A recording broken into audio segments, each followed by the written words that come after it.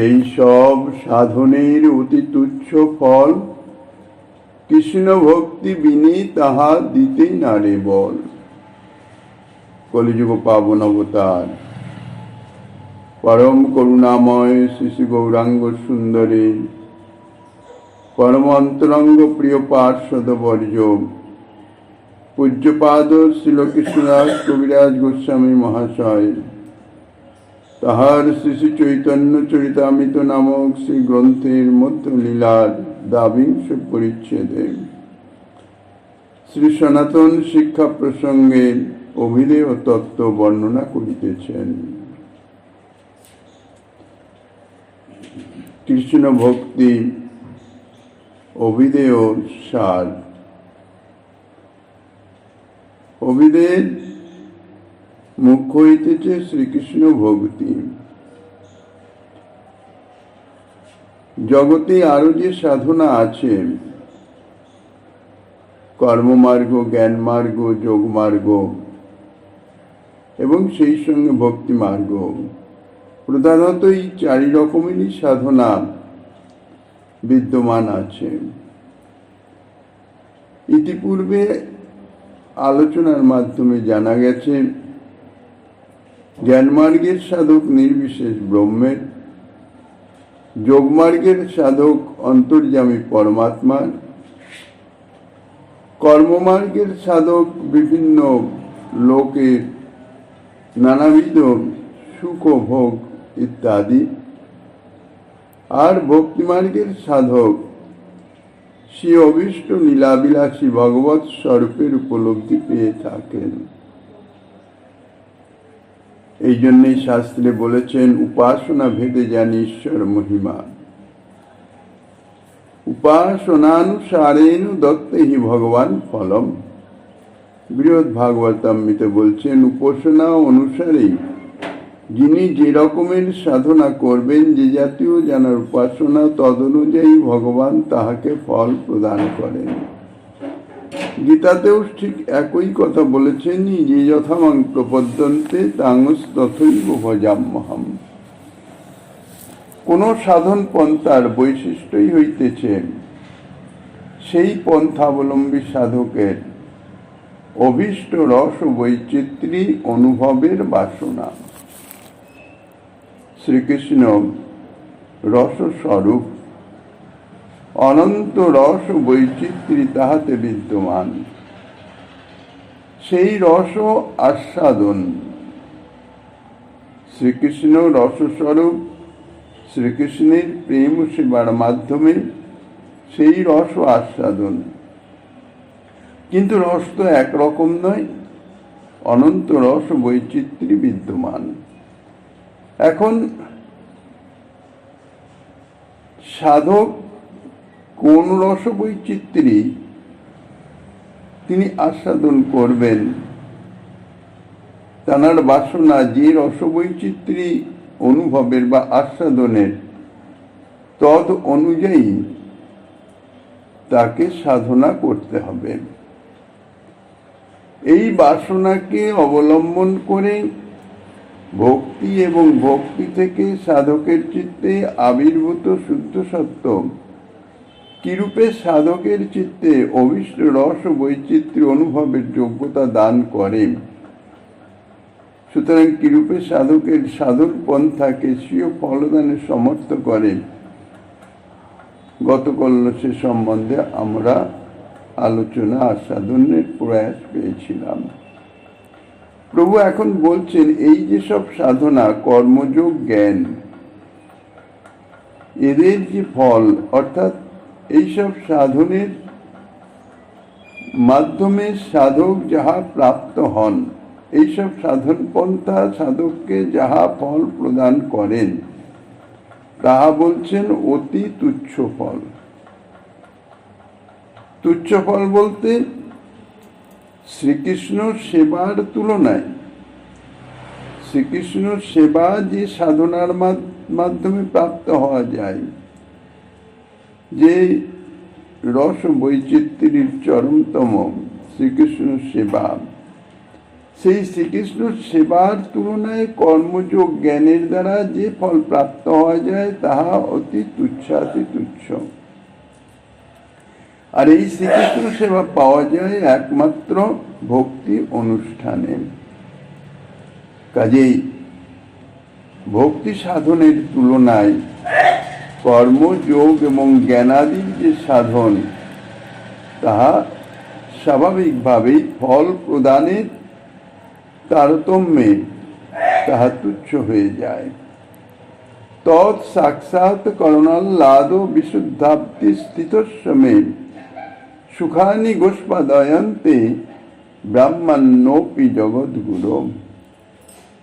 হরিভক্তি সুধোধয়ে বলছেন, ভগবত সাক্ষাৎকার জনিত যে আনন্দ, স্বয়ং ভগবানের দর্শন প্রাপ্তিতে যে আনন্দের অনুভব হয় তাহা হচ্ছে মহাসমুদ্রের তুল্য। এই জগতে যে জলাশয় আছে, জলাধার, তাকে তিনটি ভাগে ভাগ করা হয়েছে। এটা তিন রকম বলা হয়: উপসাগর, সাগর, মহাসাগর। যেমন তুলনায় আমাদের এই ভারতবর্ষের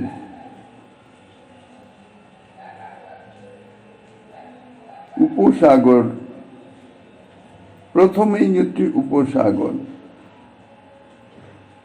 অর্থাৎ যার তিন দিকে স্থল আছে, একদিকে জল। তারপরে হচ্ছে সাগর। সাগর যেমন আরব সাগর, তাহার একদিকে স্থল থাকে। আর তারপরে হচ্ছে মহাসাগর, যার চতুর্দিকে শুধু জল আরই জল।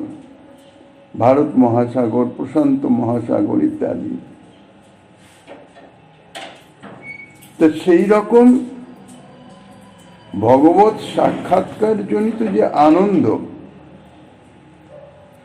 এই আনন্দ চিন্ময় আনন্দ। ব্রহ্মানন্দ অর্থাৎ ব্রহ্মপ্রাপ্তি বা পরমাত্মা সাক্ষাৎকার, তাহাতে যে আনন্দ, উভয়ই চিন্ময় আনন্দ, সমস্তই চিন্ময় আনন্দ। কিন্তু ভগবত সাক্ষাৎকার যে জনিত যে আনন্দের অনুভব, তাহা হচ্ছে মহাসাগরের তুল্য, মহাসমুদ্র। ব্রহ্মানন্দ তাহার তুলনায় অতি তুচ্ছ। দৃষ্টান্তে বলছেন হরিভক্তি সুধোধয়ে যে গোষ্পদ তুল্য, অতি তুচ্ছ। সুখানি গোষ্পাদয়ন্তে ব্রাহ্মণ্যোপি জগদ্গুরু। তাহলে দেখা যাচ্ছে যে কর্মযোগ এবং জ্ঞান, এই তিন প্রকার সাধনের যাহা লভ্য হয়, অর্থাৎ এই তিন প্রকার সাধন যে ফল প্রদান করতে সমর্থ হয় ভক্তিদেবীর করুণায়, ভক্তির সাহচর্যে, তাদের নিজস্ব কোনো স্বতন্ত্র শক্তি নাই ফলদানের। কর্মমার্গ, জ্ঞানমার্গ, যোগমার্গ যদি ভক্তির সাহচর্য, ভক্তির সহায়তা যদি না পায়, তাহলে তাহারা কোনো রকম ফলদান করতে পারে না। তাই বলছেন, যদিও এদের যা ফলদান, অর্থাৎ এইসব সাধন করে সাধক যাহা প্রাপ্ত হয়, তাহা অতি তুচ্ছাতি তুচ্ছ। অর্থাৎ সাধকের যথার্থ সাধ্য বস্তুর তুলনায় তাহা অতি তুচ্ছাতি তুচ্ছ। কিন্তু তাহাও কৃষ্ণ ভক্তি বিনে তাহা দিতে নারে বল। এই তুচ্ছ ফলও কিন্তু ভক্তির সহায়তা ব্যতীত স্বতন্ত্রভাবে এই কর্মযোগ জ্ঞানের প্রদান করবার সামর্থ্য নাই। কর্মমার্গ, যোগমার্গ বা জ্ঞানমার্গের সাধনের সঙ্গে সঙ্গে যদি আনুষাঙ্গিকভাবে ভক্তির অনুষ্ঠান না থাকে, ভক্তিমার্গের সাধন যদি তার সঙ্গে না থাকে, মুখ্যভাবে নয়, গৌণভাবেই, অর্থাৎ ভক্তির সাহচর্য যদি না থাকে, তাহলে এই কর্মমার্গের সাধনেও স্বর্গাদি ভোগ পাওয়া যাবে না। যোগমার্গের সাধনেও পরমাত্মা লাভ হবে না, আর জ্ঞানমার্গের সাধনেও ব্রহ্ম সাযুজ্য তাহা প্রাপ্ত হওয়া যাবে না। তাহা দিতে নারে বল, অর্থাৎ স্ব প্রদানের শক্তি এই সমস্ত সাধনের নাই। কাজেই ভক্তি হচ্ছে সর্বদা সর্ব বিষয়ে মুখ্য। অন্য কোনো সাধনই যথার্থ বলতে গেলে সাধনই নয়, কেননা তাদেরও কিছু যদি দিতে হয় তাহলে সেই ভক্তির কৃপা করুণার অপেক্ষা করতে হয়। এই পয়ের অর্থাৎ এই কথার প্রমাণস্বরূপ দুটি শ্লোকের উদ্ধৃতি দিয়েছেন। নৈষ্কর্মম অপ্যচ্যুত ভাব বর্জিতং ন শুভতে জ্ঞান মলং নিরঞ্জনম কুত পুন সৎসদ্ভদ্রমীশ্বরে ন চার্পিতং কর্ম যদপ্যকারণম। নিরুপাধি ব্রহ্ম জ্ঞান ভগবত ভক্তি বর্জিত হলে সম্যক রূপে শোভা পায় না, অর্থাৎ মোক্ষ সাধক হয় না। সুতরাং সাধনকালে এবং ফলভোগকালেও দুঃখপ্রদ কাম্যকর্ম এবং নিষ্কাম কর্ম যদি ঈশ্বরে অর্পিত না হয় তাহলে যে শোভা পাবে না তাতে আর বলবার কি আছে। নষ্কর্ম অর্থাৎ শুভাশুভ কর্ম লেশ শূন্য ব্রহ্মের সহিত একাকার বলে নিষ্কর্ম শব্দে ব্রহ্মা বুঝায়।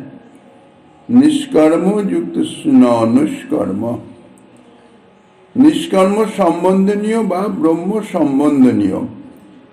নিরঞ্জনং অর্থাৎ অঞ্জন শব্দে উপাধি বুঝায়। অঞ্জন বা উপাধি নাই যার, তিনি হচ্ছেন নিরঞ্জন বা নিরুপাধি, যাহাতে ইহকালের বা পরকালের কোনো সুখভোগ বাসনারূপ কোন রকম উপাধি নাই।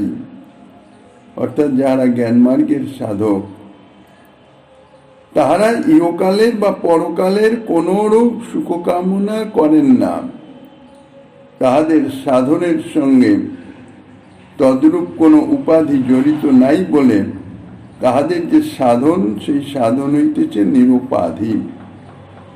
কিন্তু এইরূপ সসুখ বাসনাদিরূপ উপাধি শূন্য হলেও নৈষ্কর্মং জ্ঞানং ব্রহ্ম সম্বন্ধীয় জ্ঞান বা ব্রহ্মজ্ঞান বা জীব ব্রহ্মের অভেদ জ্ঞান যদি অচ্যুত ভাব বর্জিত, অর্থাৎ এই নৈষ্কর্ম অর্থাৎ জ্ঞানমার্গের সাধন যদিও তাতে সসুখ বাসনারূপ কোনো উপাধি নাই, কিন্তু সেই যে ব্রহ্ম সাধন, সে ব্রহ্ম সম্বন্ধীয় জ্ঞান তো আছে, ব্রহ্মজ্ঞান তো আছে, জীব এবং ব্রহ্মের যে অভেদ জ্ঞান তাহা তো বিদ্যমান আছে। কাজেই সসুখ বাসনাদির উপাধি শূন্য হলেও এই জ্ঞান মার্গের সাধন যদি অচ্যুত ভাব বর্জিত হয়, সচ্চিদানন্দ বিগ্রহ শ্রী ভগবানে ভক্তি শূন্য হয়। নিরুপাধিক জ্ঞান মার্গের সাধকও যদি সচ্চিদানন্দ বিগ্রহ শ্রী ভগবানে ভক্তিমান না হয়েন তাহলে তাহার সেই সাধনও অলং ন শোভতে সম্যক অপরোক্ষায় ন কল্পতে, অর্থাৎ তত্ত্ব সাক্ষাৎকারের উপযোগী হয় না। সেই সাধন মোক্ষ সাধক হয় না, সেই সাধনের মাধ্যমে মোক্ষ প্রাপ্ত হওয়া যায় না। জ্ঞানমার্গের সাধনের যে ফল অর্থাৎ ব্রহ্ম সাযুজ্য ব্রহ্মে লীন তাহা দিতে পারে না। তা নিরুপাধি ব্রহ্মজ্ঞানই যখন ভক্তির কৃপা ব্যতীত মায়াবন্ধন থেকে মুক্তি দিতে পারে না, তখন সোপাধিক অর্থাৎ ইহকালের পরকালের সসুখ বাসনাময় যে কাম্য কর্ম অর্থাৎ কর্মমার্গ, যাগযজ্ঞ ইত্যাদি যে সমস্ত, কিংবা নিবৃত্তি পর নিষ্কাম কর্ম, যে ভগবানে অর্পিত না হলে, ভগবানে ভক্তি শূন্য হলে, ভক্তির আনুকূল্য না পেলে যে তাহা সাফল্যমণ্ডিত হতে পারবে না, ইহা তো বলাই বাহুল্য। যেহেতু বহির্মুখতা বশত সসুখ ভোগ বাসনা বিদ্যমান আছে, কাজেই ভগবত বহির্মুখতা বশত তাহার মাধ্যমে কখনো চিত্ত শুদ্ধ হবে না। কর্ম জ্ঞান যে ভক্তির সহায়তা ব্যতীত নিজ নিজ ফল প্রদান করতে অসমর্থ, এই শ্লোকের মাধ্যমে তাহাই বলা হলো। আরেকটি শ্লোকের উদ্ধৃতি দিচ্ছেন, তপস্বীন দানপরা যশস্বীন মনস্বীন মন্ত্রবিদ সুমঙ্গলহা ক্ষেমং ন বিন্দন্তি বিনা যদর্পণম তস্मै সুভদ্র শ্রবসে নমো নমঃ। ব্রহ্মা শ্রীকৃষ্ণকে লক্ষ্য করে বলছেন, তপস্বীগণ অর্থাৎ জ্ঞানীগণ, দানশীলগণ অর্থাৎ কর্মীগণ, যশস্বীগণ অর্থাৎ নানাবিধ যাগযজ্ঞ ইত্যাদির কর্তাগণ, মনস্বীগণ অর্থাৎ যোগীগণ বা জপশীল ব্যক্তিগণ, মন্ত্রবিদগণ আগম বেদোক্ত সাধনা অবলম্বী যাহারা, এবং সদাচার পরায়ণগণ, যে ভগবানে তাহাদের তপস্যাদির অর্পণ না করলে মঙ্গল লাভ করতে পারেন না, সেই সুমঙ্গল যশস্বী শ্রী ভগবানকে পুনঃ পুনঃ নমস্কার। প্রথমেই বলা হচ্ছে সুভদ্র শ্রবসে, সুভদ্র শ্রবসে, সুভদ্র অর্থাৎ সুমঙ্গল, শ্রব যশ যাহার অর্থাৎ যিনি সুমঙ্গল যশস্বী, যাহার যশের কথা, যাহার মাহাত্ম্যের কথা শুনলে মঙ্গল বা শ্রেয় লাভ হয়, সেই ভগবানে জ্ঞান কর্ম যোগ ধ্যান তন্ত্র ইত্যাদি যে কোনো মার্গের যে কোনো সাধকগণ যদি ভগবানে ভক্তি পরায়ণ না হন, তাহলে নিজ নিজ সাধনের ফলও তারা প্রাপ্ত হতে পারেন না। এই শ্লোকের ইহাই হচ্ছে প্রতিপাদ্য বিষয়। এই শ্লোকে ইহাই বলিতেছেন, কেবল জ্ঞান মুক্তি দিতে নারে ভক্তি বিনে, কৃষ্ণন্মুখে সেই মুক্তি হয় বিনা জ্ঞানে। ভক্তির মহিমা সম্বন্ধে বলছেন, জ্ঞান যোগ কর্মাদি তো নিজ নিজ ফল বিষয়ে ভক্তির অপেক্ষা রাখে সদা সর্বদাই। এখন বলছেন ভক্তি সাধনা কিন্তু ফল প্রদানের জন্যে কারো কোনরূপ অপেক্ষা রাখে না, কারো সাহচর্যের প্রয়োজন হয় না। ভক্তি নিজেই স্বতন্ত্রা, স্বতন্ত্রভাবে সাধককে তাহার সাধন অনুরূপ ফল তো দিতে পারেই, অধুকন্তু জ্ঞান যোগাদির ফলও দিতে পারেন। কিরকম বলছেন, কেবল জ্ঞান, একমাত্র জ্ঞান মার্গের সাধন, মানে যার সঙ্গে ভক্তির কোনো সংস্পর্শ নাই, ভক্তিশূন্য জ্ঞান যাকে বলেন, তাহা মুক্তি প্রদান করতে অসমর্থ। মুক্তি অর্থাৎ মায়াবন্ধন থেকে মুক্ত হওয়া, ব্রহ্ম সাযুজ্য লাভ করা, ব্রহ্মে লীন হয়ে যাওয়া, শুধুমাত্র অর্থাৎ ভক্তিশূন্য জ্ঞান সেই সাধককে মায়াবন্ধন থেকে মুক্তি দিতে পারে না, মোক্ষ দিতে পারে না ভক্তির সহায়তা ব্যতীত। অর্থাৎ জ্ঞান মার্গের সাধক যদি ভক্তির অনুষ্ঠান না করেন, তবে তার লক্ষ্য সাযুজ্য মুক্তি তিনি পেতে পারেন না।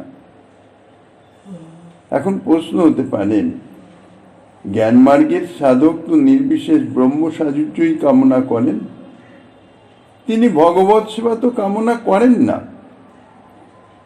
তাহলে তিনি ভক্তি অঙ্গের অনুষ্ঠান কেন করবেন? ভক্তি অঙ্গের যা ফল সে বিষয়ে তো তাহার কোনো আকাঙ্ক্ষাই নাই, তাহা তো তিনি চান না। তাহলে তিনি যাহা চান নির্বিশেষ ব্রহ্ম সাযুজ্য, তাহা তো জ্ঞান মার্গেই প্রাপ্ত হওয়া যাবে। তাহলে তাকে ভক্তি অঙ্গের অনুষ্ঠান অবশ্য কর্তব্য কেন থাকছে? যাহারা সেবা প্রার্থনা করেন তাহাদের পক্ষেই ভক্তির প্রয়োজন হয়, কেননা ভক্তির ফল হইতেছে ভগবৎ সেবা লাভ।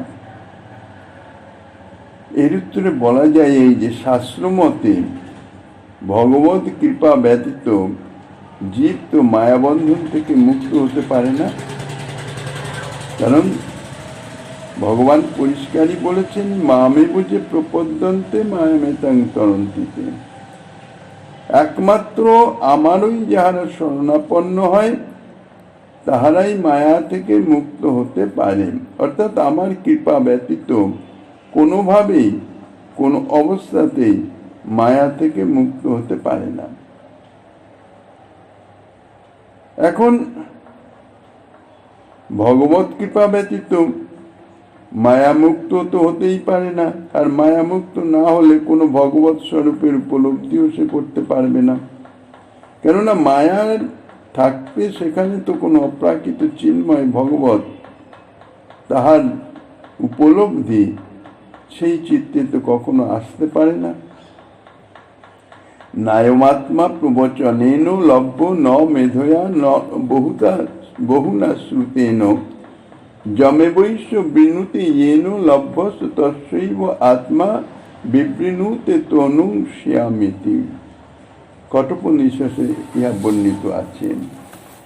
নিত্য অব্যক্তয়োপি ভগবান ইক্ষতে নিজ শক্তিতঃ। পরতত্ত্বের যে স্বরূপে কৃপালুতা নাই, ভক্তবৎসলতা নাই, সেই স্বরূপের উপাসনায় সাধক তাহার কৃপা পেতে পারেন না। অনন্ত ভগবৎ স্বরূপ, তার মধ্যে যে ব্রহ্মস্বরূপ, ব্রহ্ম নির্গুণ নিষ্ক্রিয়, সেখানে কোনো শক্তির প্রকাশ নাই। তত্ত্ব তো একই, কিন্তু সেখানে তাহার যে কৃপা গুণ, ভক্তবৎসলতা গুণ, এই সমস্ত সেই স্বরূপে প্রকাশিত নয়। তাহলে সেই স্বরূপের উপাসনা করলে সাধক কি করে সেই স্বরূপ থেকে ভগবত কৃপা প্রাপ্ত হবে? সেখানে তো কৃপার কোনো প্রকাশই নাই। সুতরাং কেবলমাত্র সেই স্বরূপের উপাসনায় সাধক তো মায়াবন্ধন হইতে মুক্ত হতে পারবে না, কেননা মায়াবন্ধন থেকে মুক্ত হওয়া সেটা ভগবত কৃপা সাপেক্ষ। যদিও তিনি ভগবত স্বরূপেরই আরাধনা করছেন, কিন্তু এমন স্বরূপের আরাধনা করছেন যে স্বরূপে কোনো কৃপার প্রকাশ নাই, আর কৃপার প্রকাশ না হলে তার মায়াবন্ধন কস্মিন কালেও হতে পারবে না। পরব্রহ্মের কোনো স্বরূপের উপলব্ধিও করতে পারবেন না। মায়াবন্ধন থেকে মুক্ত না হলে, অপ্রাকৃত না হলে, তো সেই চিত্তে অপ্রাকৃত ভগবৎ স্বরূপের উপলব্ধি আসবে না। তাই জ্ঞান মার্গের সাধকদের উপাস্য হচ্ছেন অব্যক্ত শক্তিকর নির্গুণ নিরাকার ব্রহ্ম, নির্বিশেষ ব্রহ্ম। নির্গুণ বলতে এই স্বরূপে কোন রকম গুণের প্রকাশ নাই। কৃপালুতা, ভক্তবৎসলতা ইত্যাদি ভগবানের যে অনন্ত গুণ, কোন গুণেরই প্রকাশ নাই, এই জন্যই ইহা নির্গুণ। আর অব্যক্ত শক্তিকে বলতে, শক্তি তো পূর্ণতম আছেন, সব ভগবৎ স্বরূপই পূর্ণ, কিন্তু তাহার প্রকাশ নাই বলে তাহা অব্যক্ত। কোন রকম কৃপা শক্তির অভিব্যক্তি নাই, এই জন্যে অব্যক্ত শক্তিক, কোনো শক্তি ব্যক্ত নহে।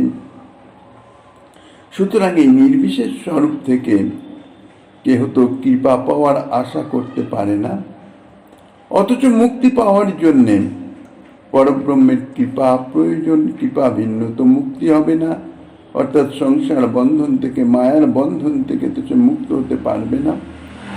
তো এই কৃপা পাওয়ার জন্যেই জ্ঞানমার্গের সাধক দিকে ভক্তির অনুষ্ঠান করতে হয়। কিন্তু তাহারা ভক্তি করবেন কাকে? তাহাদের উপাস্য তো নির্বিশেষ স্বরূপ, নির্বিশেষ স্বরূপের প্রতি তো কোনো ভক্তি প্রয়োগ হতে পারে না। কারণ ভক্তি শব্দের মুখ্য অর্থ হচ্ছে সেবা। এখন নির্বিশেষ স্বরূপ, নির্বিশেষ স্বরূপের তো কোনো সেবা হতেই পারে না। তিনি নির্গুণ, নিঃশক্তিক, নিরাকার। যার সেবা করব তিনি যদি সেবা গ্রহণ করেন তবেই তো সেবা সার্থক। তো নির্গুণ, নিরাকার, নিঃশক্তিক ব্রহ্ম, তার সেবা কি করে হবে? আর তিনি তো সেবা গ্রহণ করবারও নাই, তার সেবা গ্রহণের কোনো প্রয়োজনও নাই। প্রয়োজন তো দূরে থাক, তার কোনো যোগ্যতাই নাই। কাজেই তার ভক্তি করবেন, অর্থাৎ তারা কাকে ভক্তি করবেন? জ্ঞান মার্গের সাধকগণের কাম্য ব্রহ্ম সাযুজ্য লাভ করা। তাহাদিগকে কোনো সবিশেষ স্বরূপের প্রতি ভক্তি প্রয়োগ করতে হবে। তার সাধনা নির্বিশেষ স্বরূপ, সে তো থাকবেই, সেই সঙ্গে সঙ্গে কোনো, অর্থাৎ নির্বিশেষ স্বরূপের অনুভব প্রাপ্তির নিমিত্ত কোনো সবিশেষ স্বরূপের কৃপা তাহাকে প্রাপ্ত হতে হবে। সেই জন্যে কোনো সবিশেষ স্বরূপের সেবা অর্থাৎ ভক্তি করতে হবে।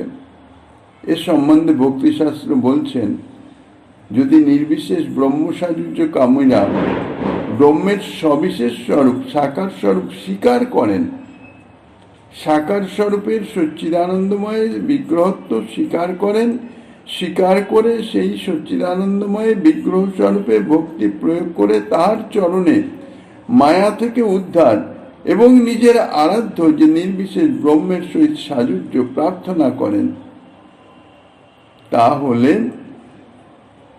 যে যথামাং প্রপদ্যন্তে তাংস তথৈব ভজাম্যহং গীতার উক্ত এই প্রতিশ্রুতি অনুসারে তিনি তাহাদের প্রার্থনীয় বস্তু, অর্থাৎ ভগবান তাহাদের প্রার্থনীয় বস্তু তাহাদিগকে অবশ্যই প্রদান করবেন। এই সিদ্ধান্ত প্রকাশ করবার জন্যেই শ্রীমদ্ ভগবদ গীতার ১৬ অধ্যায়ে ৫৫তম শ্লোকের টিকাতে শ্রীল বিশ্বনাথ চক্রবর্তীপাদ তিনি লিখেছেন, ইয়েতু ভক্তি মিশ্রং জ্ঞানম অভ্যাসন্ত ভগবান মূর্তিং সচ্চিদানন্দ ময়ীরিমেব মন্যমানা ক্রমেণা বিদ্যা বিদ্যয়োরূপরমে পরাং ভগতিং ন লভন্তে তে জীবন মুক্তা দ্বিবিধা একে সাযুজ্যার্থং ভগতিং কুর্বন্তয়ৈব তৎ পদার্থ পরোক্ষীকৃত তস্মিন সাযুজ্যং লভন্তে। আর যদি তাহারা পরম ব্রহ্মের সচ্চিদানন্দময় বিগ্রহ স্বীকার না করেন, সুতরাং তাহার প্রতি ভক্তি প্রয়োগ না করেন, তাহলে তাহাদের যে সাযুজ্য মুক্তির সাধনা অর্থাৎ জ্ঞান সাধনা কি হবে? তণ্ডুল শূন্য তুষ রাশি প্রহারের ন্যায় বৃথা শ্রমমাত্রে পর্যবসিত হয়। যেমন ধানের, সমস্ত ধানের মধ্যে চণ্ডুল অর্থাৎ চাল থাকে না, কিছু চাল শূন্য যে থাকে ধান, যা তুষ হয়, সেগুলোকে প্রহার করলে অর্থাৎ তার থেকে তণ্ডুল ধান বার করবার চেষ্টা করলেন, যতই চেষ্টা করা যাক সেই পরিশ্রম বৃথা হয়, ঠিক তাই হয়।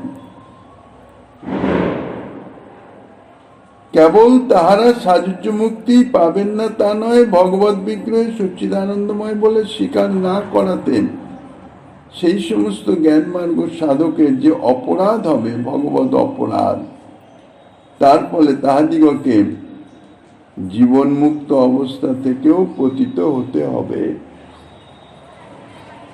পুনরায় সংসার জালে মায়ার বন্ধনে আবদ্ধ হতে হবে। জীবন মুক্তায়পি পুনরিয়ান্তি সংসার বাসনাম যদ্দচিন্ত মহাশক্ত ভগবত্ত পরাধীন।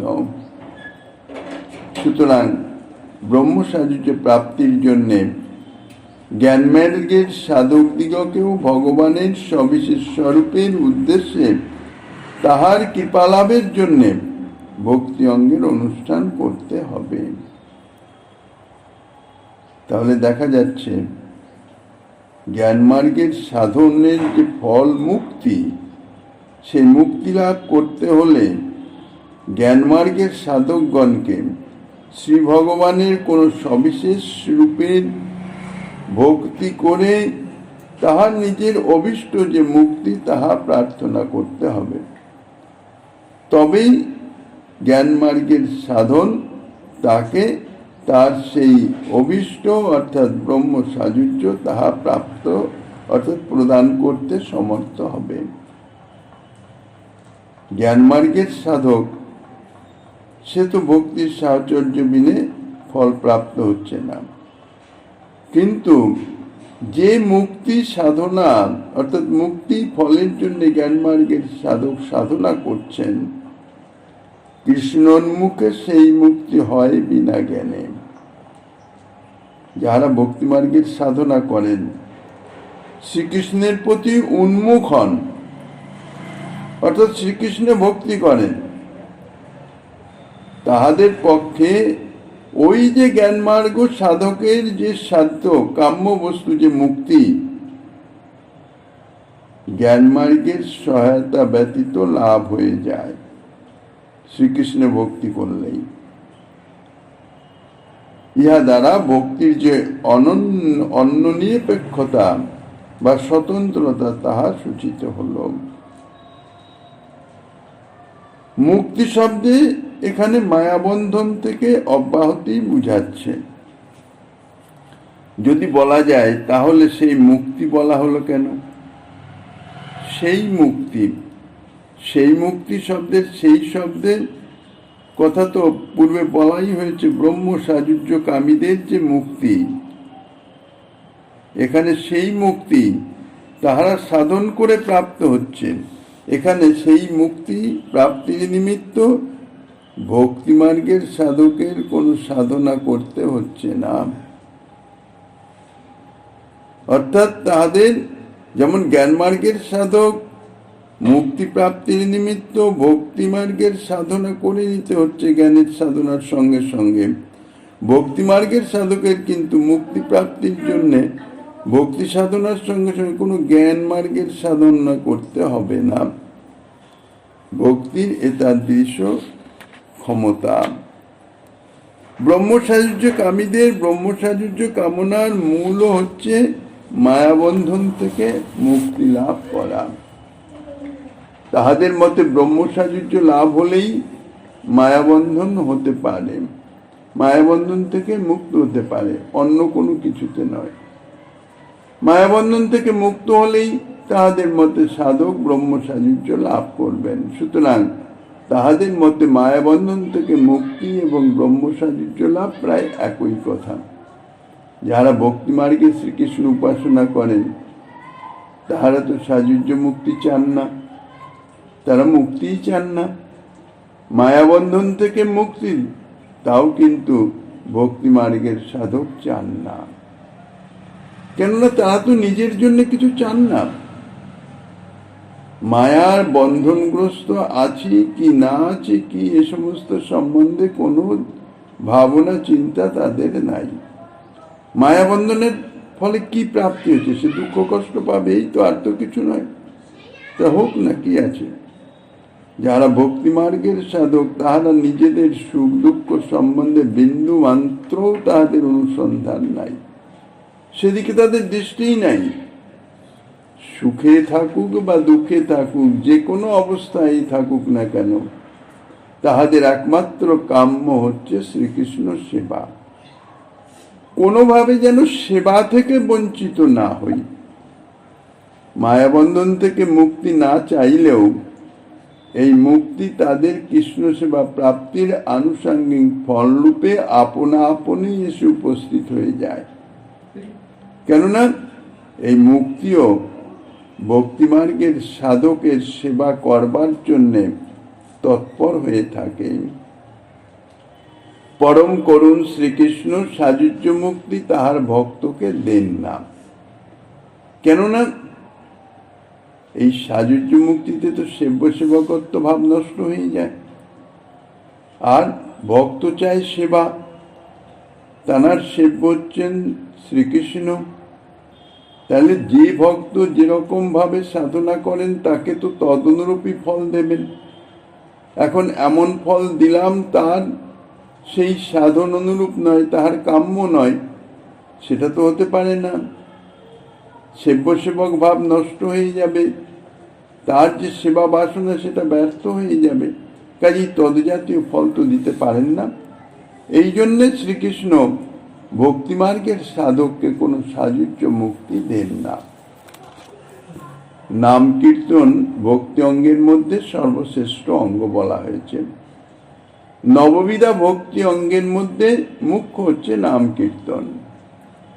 যদি সাযুজ্য মুক্তির বাসনা হৃদয়ে থাকে, তাহলে জ্ঞানমার্গের সাধনের অনুষ্ঠান না করে শুধুমাত্র নাম কীর্তন করলেই যে সাধক সাযুজ্য মুক্তি পেতে পারেন, তাহা বরাহ পুরাণে বর্ণিত আছে। নারায়ণাচ্যুতানন্ত বাসুদেবে তিজো নরহ সততং কীর্তয়েদ ভূমি ইয়াতি মনলয়তাং সহি। অর্থাৎ যিনি সর্বদা নারায়ণ, অচ্যুত, বাসুদেব ইত্যাদি ভগবানের নাম কীর্তন করেন, ভগবান বলছেন তিনি আমাতে লয় প্রাপ্ত হন, অর্থাৎ সাযুজ্য মুক্তি পেয়ে থাকেন। এর কারণ নাম কীর্তনের তথা ভক্তি অঙ্গের অনুষ্ঠানের চিত্তে শুদ্ধ সত্যের আবির্ভাব হয়। সেই শুদ্ধ সত্যই সাধকের অভীষ্ট দান করতে সমর্থ। তাহলে ভক্তি পরম স্বতন্ত্রা এবং পরমাদ্ভুত অচিন্ত শক্তি সম্পন্না বলেই নিজেই সমস্ত সাধনের ফল দিতে তিনি সমর্থা। এই জন্যেই ভক্তি সাধনকেই সর্বশ্রেষ্ঠ বলা হয়েছে, ভক্তিরেব ভূয়সী।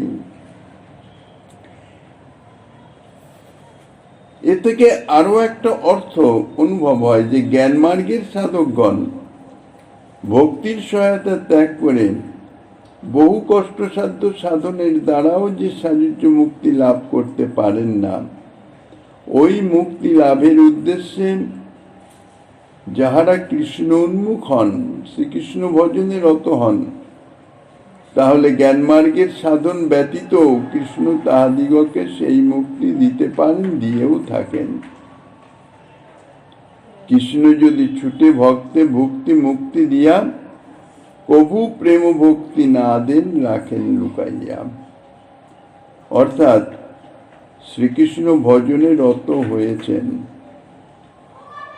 বিশেষত যারা সকামী ভক্ত বলা হয়, তারা শ্রীকৃষ্ণ ভজনে রত হয়েছেন, ভক্তিমার্গের সাধন করছেন। কিন্তু এই যে ভক্তিমার্গের সাধন, ইহার প্রকারভেদ আছে। এই যে সাধন ভক্তি ঠিক ঠিক যাজন করতে করতে তার থেকে সে ভাব ভক্তিতে পরিণত হয় এবং ভাব ভক্তি পরে আবার আরো পরিপক্ক দশায় প্রেম ভক্তিতে পরিণত হয়। অর্থাৎ প্রেম ভক্তির অবস্থায় যখন উন্নীত হয় তাহার ভক্তি সাধন, তখন সেই ভক্তি সাধনে সে প্রেম প্রাপ্তির যোগ্যতা লাভ করে। প্রাথমিক অবস্থায় সাধক যখন ভক্তি মার্গে প্রবৃত্ত হচ্ছে, ভগবত সেবায় রত হচ্ছেন, তখন তাহার চিত্তে অনাদি জন্ম সঞ্চিত যে কামনা বাসনা তাহা বিদ্যমান থাকে, তাহার আভাস থাকে। এখন ভজন করতে করতে ভজনও করিতেছি, সেই সঙ্গে নিজ সুখ বাসনা নানাবিধ ভাবে বিচিত্র ভাবে যদি সুখ বাসনা অন্তরে পোষণ করতে থাকি, অন্তরে বিদ্যমান থাকে, আমার এটা চাই ওটা চাই, সে হোক ভগবত সেবার্থেই হোক না কেন, এই অর্থ সম্পদ যদি পরিপূর্ণ থাকে, আমি সুন্দরভাবে ভগবত সেবা করতে পারবো, বৈষ্ণব সেবা করতে পারবো, একটা মঠ মন্দির ইত্যাদি করতে পারবো। এই যে সমস্ত কামনা, এগুলোকে বলা হয় ভক্তি কামনা। ইহাও তো এক ধরনের ভোগ। কোন সুকৃতির বশে,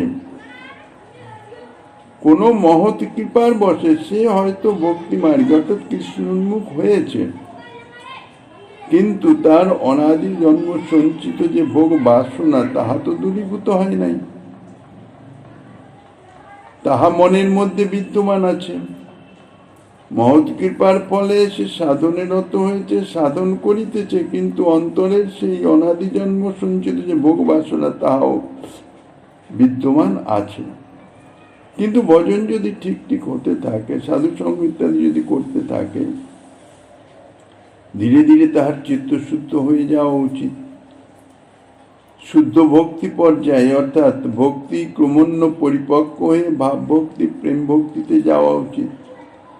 কিন্তু শ্রীকৃষ্ণ তিনি প্রেম ভক্তি সহজে কাউকে দেন না, অর্থাৎ অনেক পরীক্ষা নিরীক্ষা করে যদি যোগ্য মনে হয় তবেই তাকে ভাব ভক্তিতে উন্নীত করান।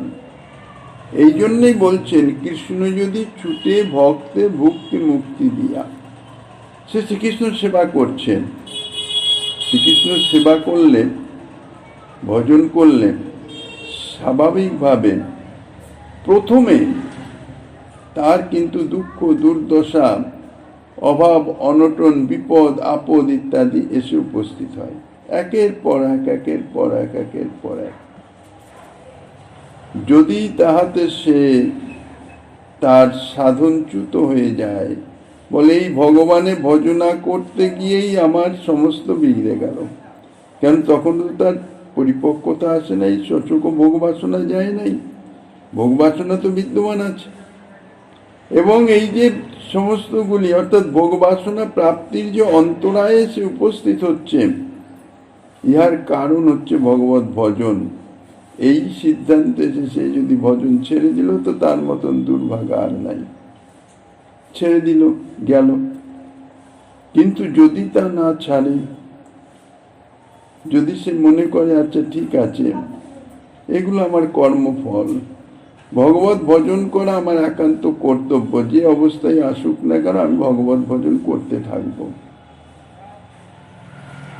তখন ভগবান কিন্তু তাকে ভুক্তি দেন, অর্থাৎ তার সুখ স্বাচ্ছন্দ্য অর্থ প্রভাব লাভ পূজা বৈশিষ্ট্য প্রতিষ্ঠা ইত্যাদি সমস্ত স্বাচ্ছন্দ্য ইত্যাদি দেন। বিপদের থেকে এই সম্পদ কিন্তু অত্যন্ত ভয়ানক ক্ষতিকারক। এই সম্পদ আদি দিলে এক তো কথা হচ্ছে অন্তরে সেই ভোগ বাসনা বিদ্যমান আছে, সুপ্তভাবে আছে, প্রবলভাবেই আছে। ভজন করতে গিয়ে আমি চাইছি সেই বাসনা ত্যাগ করবার জন্য, যাতে সেই বাসনা দূরীভূত হয়ে যায় বুদ্ধিপূর্বক ইত্যাদির দ্বারা।